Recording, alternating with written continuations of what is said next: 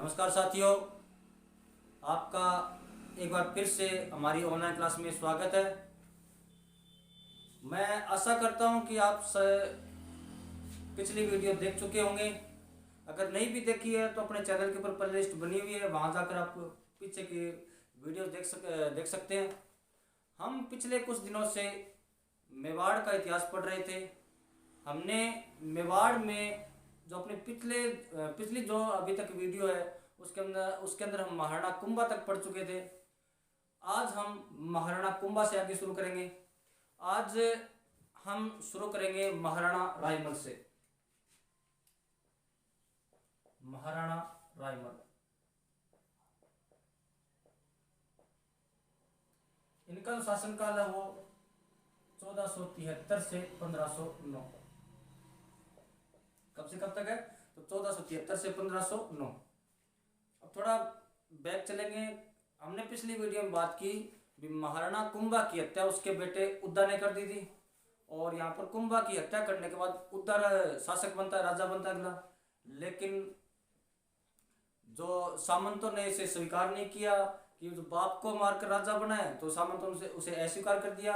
और यहाँ पर हालांकि उद्दा 3-4 साल तो शासन कर ही जाता है, लेकिन बाद में रायमल उद्दा को यहाँ से हरा देता है और आकर उद्दा यहाँ से चला जाता है। कहते हैं कि उद्दा मालवा की तरफ चला गया था सहायता लेने के लिए, कुछ दिन तक वहीं पर रहा था और फाइनली वहीं पर मालवा के अंदर ही उद्दा की बिजली गिरने से हो गई थी। क्या हो गई थी? मृत्यु हो गई थी। उद्दा की मालवा में क्या हो गई थी? बिजली गिरने से मृत्यु। बिजली गिरने से मृत्यु। वो तो अपने तो राजस्थानी में दोहा है, उद्दा बाप न मारी जाए लब लिखियो लब है राज। उद्दा बाप न मारी जाए लब लिखियो लब है राज। देश बसायो राय मल सरियो न एको काज। तो अभी जो बाप को मार के राजा बना था तो सामंतों ने अस्वीकार कर दिया। हम किसी भी राजा का या तो हम राजनीतिक उपलब्धियां पढ़ते हैं या फिर उसकी सांस्कृतिक उपलब्धियां पढ़ते हैं। पहले हम रायमल की राजनीतिक उपलब्धियों के बारे में पढ़ेंगे। इसकी पहली जो अपनी राजनीतिक उपलब्धि यही है, इसने उद्दा को हटाकर यहाँ पर क्या बना था? शासक। उद्दा को हटाकर उद्दा को इसने बाइकआउट किया, उद्दा को इसने हटाया और क्या बन गया अगला? राजा। अब जब हमने पिछले वीडियो में पढ़ रहे थे कुंभा का मालवा के साथ संघर्ष भी चल रहा था और गुजरात के साथ भी संघर्ष चल रहे थे, और वो संघर्ष अब कंटिन्यू चल रहे हैं। अब संघर्ष कौन कर रहा है? अपने रायमल कर रहा है, लेकिन इतने ज़्यादा कोई लंबे चौड़े संघर्ष थे नहीं, उनके बारे में अपने पास कोई ज़्यादा एविडेंस भी नहीं, कोई ज़्यादा जानकारी नहीं है। हम सीधे रायमल के सांस्कृतिक उपलब्धियों पे आते हैं। रायमल की राजनीतिक उपलब्धियां दो ही है। एक तो ये इसने उद्दा को हटाकर राजा बना था, और इसने मालवा और गुजरात के साथ संघर्ष जारी रखे थे कंटिन्यू आगे इसने। अब हम रायमल की सांस्कृतिक उपलब्धियों के बारे में पढ़ें। कौन सी पढ़ेंगे? सांस्कृतिक उपलब्धियां। वो खूब सारी हैं। सांस्कृतिक उपलब्धियां,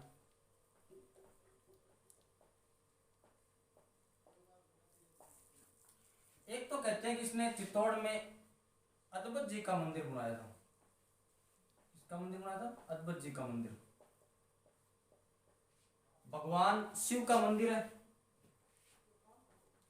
शिव मंदिर है, और भगवान शिव की इसमें त्रिमूर्ति लगी हुई है, 3 मूर्तियां लगी हुई है, इसीलिए इसे अद्भुत जी का मंदिर बोलते हैं। अद्भुत जी का मंदिर बोलते हैं। अपने इसका नाम एक और हम इसका नाम एक और लिख लेते हैं। कौन सा? अद्भुत जी का मंदिर। अद्भुत जी का मंदिर।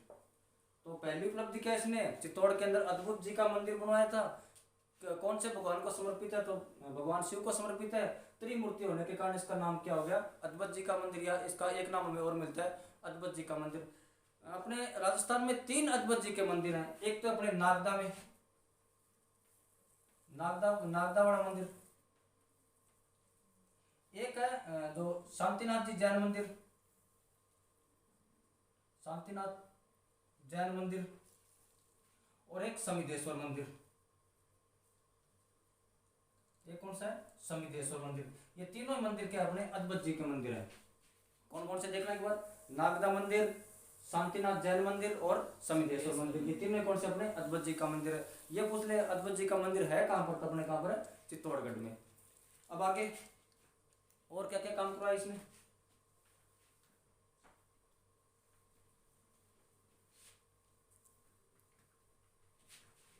एक हम पढ़ते हैं भी मेवाड़ में एकलिंग जी का जो मंदिर है वो बप्पा रावल ने उसका निर्माण करवाया था। उसका जो रैम्पार्ट है प्रकोटे का निर्माण कराया था महाराणा मोकल ने। लेकिन एकलिंग जी का जो मंदिर का जो वर्तमान स्वरूप है, जो आज वो जो मंदिर दिखता है, उसका निर्माण रायमल ने करवाया था। एक और आगे इसमें एकलिंग जी का वर्तमान स्वरूप, एकलिंग जी मंदिर का वर्तमान स्वरूप, एकलिंग मंदिर का वर्तमान स्वरूप जो अपने को देखने को मिलता है, वर्तमान स्वरूप, वो किसने बनाया, अपने रायमल ने बनाया। और मैंने आपको पिछली वीडियो में बताया था कि जब जोधा और कुंभा के बीच में आड़ बाड़ की संधि होती है, तो उसमें जोधा अपनी बेटी सरगार कौर की शादी कुंभा के बेटे रायमल के साथ कर देता है। तो उसी जो उसकी रानी थी श्रृंगार कौर, उसी के लिए इसने बावड़ी का निर्माण भी कराया। श्रृंगार कौर बावड़ी, बावड़ी श्रृंगार कंवर की बावड़ी, बावड़ी बावड़ी वही सीढ़ी नुमा कुएं, इसमें खूब गहरी होती है और ऊपर से सीढ़ियों के द्वारा ऊपर चढ़ा जाता है या उतरा ऊपर वापस आ जाता है, उसे बोलते हैं बावड़ी। तो श्रृंगार कौर बावड़ी।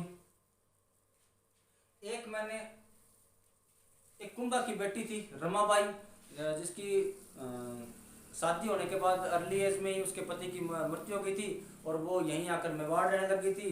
और मेवाड़ रहने के कारण कुंभा ने उसे जावर परगना दे दिया था। और हमने पढ़ा भी जावर में सबसे पहले चांदी की खाने निकलनी शुरू हो गई थी, जावर परगना दे दिया। और उसकी जो उपाधि मिलती है हमें बागेश्वरी उपाधि मिलती है। अब उसी रमाबाई का रायमल जी ने एक मंदिर बनाया था, रमा स्वामी मंदिर। रमा स्वामी मंदिर कहाँ पर बनाया, वो जावर में। कहाँ पर बनाया अपने, जावर में। भगवान विष्णु का मंदिर है, इसका मंदिर भगवान विष्णु का मंदिर है।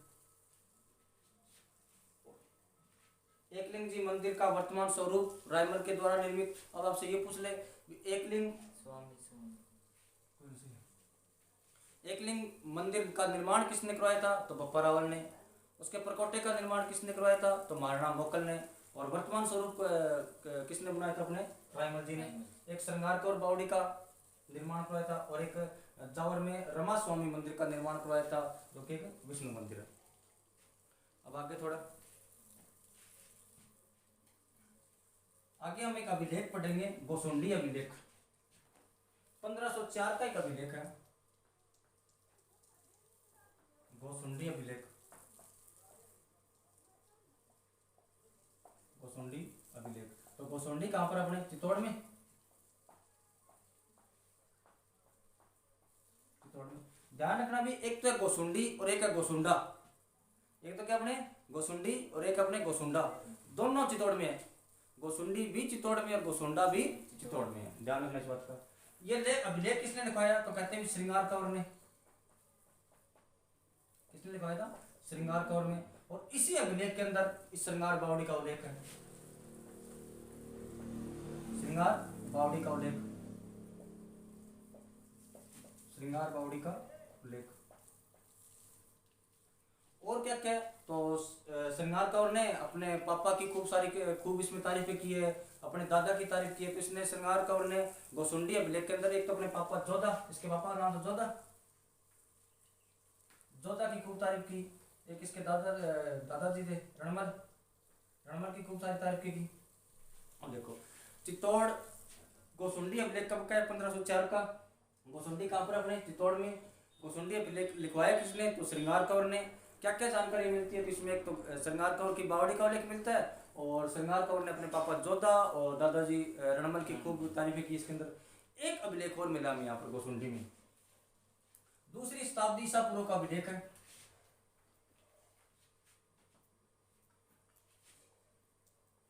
2री शताब्दी ईसा पूर्व का अभिलेख।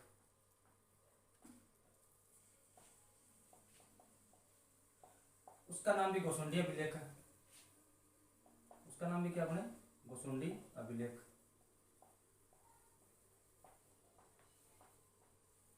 काफी पुराना पुराना पुराना अभिलेख है। तो आप देख लो दूसरी शताब्दी ईसा पूर्व अभिलेख क्या क्या जानकारी मिलती है। इसने कहा भी इस अभिलेख के अंदर कहा गया कि एक गज वंश के राजा हुए थे सर्वतात। वंश कौन सा अपने गज वंश। राजा कौन हुए थे तो सर्वतात। गज वंश के राजा हुए थे सर्वतात। इस सर्वतात ने यहाँ पर सबसे पहले अश्वमेध यज्ञ करवाया था। अश्वमेध यज्ञ। और क्या क्या जानकारी मिलती है। और हमें जानकारी मिलती है कि जो ये राजा थे सर्वतात, ये भगवान संकर्षण व वासुदेव इनकी पूजा करते थे। किस किस की। भगवान संकर्षण और वासुदेव की पूजा करते थे। वासुदेव कौन अपने भगवान कृष्ण जी। कृष्ण जी और संकर्षण कौन तो कृष्ण जी के बड़े भाई बलराम। इनकी पूजा करते थे। भगवान संकर्षण और वासुदेव की पूजा करते थे। तो वासुदेव कौन अपने भगवान श्री कृष्ण और संकर्षण कौन अपने भगवान श्री कृष्ण के बड़े भाई बलराम। अब बात ये आई ये किस धर्म को बढ़ावा दे रहा है तो भागवत वैष्णव धर्म को। कौन से धर्म को दे रहा है वैष्णव धर्म को। इसका एक नाम और लिखते हैं भागवत धर्म। क्वेश्चन ये बनेगा यहां से कि राजस्थान में वैष्णव धर्म या भागवत धर्म का सबसे पहले उल्लेख किस अभिलेख के अंदर मिलता है। घोसुंडी अभिलेख। पहले वाला याद रहे या ना रहे ये याद जरूर रखना। क्वेश्चन पूछा हुआ कई बार कि राजस्थान में सबसे पहले सबसे प्राचीन भागवत धर्म या वैष्णव धर्म की जानकारी देने वाला अभिलेख कौन सा अपने घोसुंडी अभिलेख। कब का है तो दूसरी शताब्दी ईसा पूर्व का है। किसके नाम पर है तो गजवंश के राजा हुए थे सर्वतात। इसने यहाँ पर अश्वमेध यज्ञ करवाया था और इसने भगवान संकर्षण और वासुदेव की पूजा करते थे। तो संकर्षण कौन तो बलराम भगवान श्री कृष्ण के बड़े भाई बलराम और वासुदेव का कर्षण कहते हैं। और ये धर्म ये अभिलेख किस बात की जानकारी देता है तो राजस्थान में वैष्णव धर्म और भागवत धर्म की सबसे पहले जानकारी कौन सा देता है अपने घोसुंडी अभिलेख देता है। ये इतनी बात है इसके अंदर। अब आगे थोड़े। अब रायमल जी के 3 बेटे वैसे बेटे तो कई थे लेकिन मुख्य मुख्य 3 ही है। एक का नाम था पृथ्वीराज।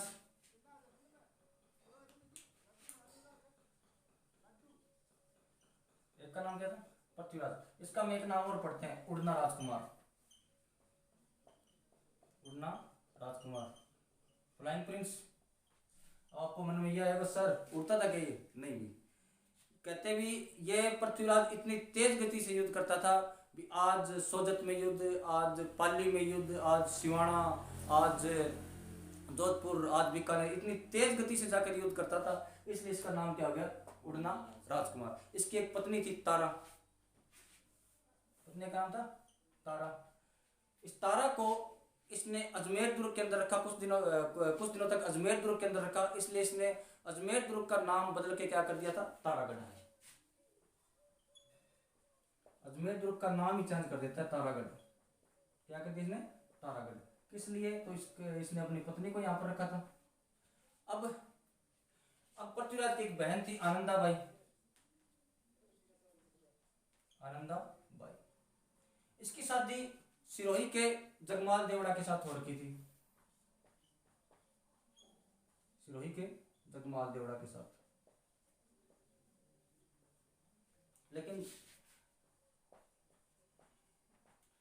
आपसे ये भी एक क्वेश्चन यहाँ से ये भी बन गया कि सिरोही में कौन सा वंश था तो चौहान। और चौहान वंश की शाखा कौन सी थी अपने देवड़ा चौहान। कौन से थे देवड़ा चौहान थे। ले कहते हैं कि ये जगमाल थोड़ा लिच्चर टाइप का आदमी था और ये आनंदाबाई को तंग किया करता था। तो कहते हैं आनंदाबाई ने पृथ्वीराज के पास मैसेज किया कि भैया दिल्ली मारता है क्या करें। तो कहते हैं पृथ्वीराज यहाँ पर आया और इसने आके जगमाल को समझाया कि जगमाल अगर अब की बार तूने गलती नहीं की ना तो टांगे तोड़ वहां जाके। तो जब कहते हैं कि जब पृथ्वीराज सुबह जा रहे थे वापिस उसने कहा भी पृथ्वीराज जी ये तो आप नाश्ता वगैरह करके जाओ। तो नाश्ता वगैरह करके चले जाना आराम से चले जाना कि यार मेरे को लेट हो रहा है मेरे को कहीं जाना है तो जो भी बनाए वो मेरे को बांध दे कि मैं आपकी बहन ने बड़े प्यार से लड्डू बनाए हैं तो ये ले जाओ। कहते हैं कि जगमाल ने उन लड्डुओं के अंदर जहर मिला रखा था। आगे जाकर रास्ते के अंदर जब पृथ्वीराज ने वो लड्डू खाए तो लड्डू खाते ही जहर उसके शरीर में फैल गया और फैलने के कारण पृथ्वीराज की हो गई मृत्यु। और पृथ्वीराज के अपने कुंभलगढ़ दुर्ग के अंदर, कहाँ पर, कुंभलगढ़ दुर्ग के अंदर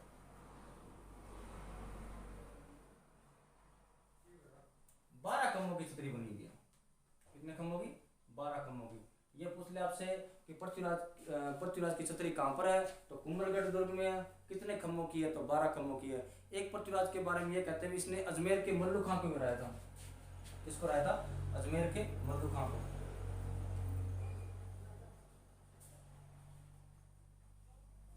अजमेर के मल्लू खां को गिराता है। ये बात थी थोड़ी अपने किसके बारे में थी? पृथ्वीराज के बारे में। पृथ्वीराज को बोलते क्या था अपने? उड़ना राजकुमार। अपनी इसकी पत्नी का नाम था तारा, उसको अजमेर दुर्ग के अंदर रखा और अजमेर दुर्ग का नाम चेंज करके क्या कर दिया इसने? तारागढ़ दुर्ग कर दिया था। इसकी बहन थी आनंदाबाई, जिसकी शादी आपके सिरोही के जगमाल देवड़ा के साथ हो रखी थी।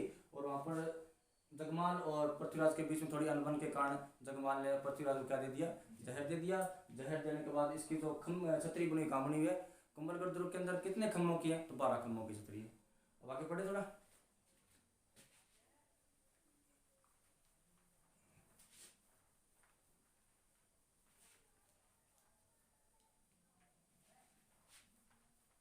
अब अपने एक टोंक में जगह पड़ती है टोडा।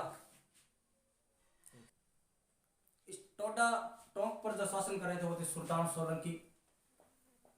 कौन थे? सुल्तान सोलंकी। सुल्तान सोलंकी। कहते हैं कि लल्ला का पठान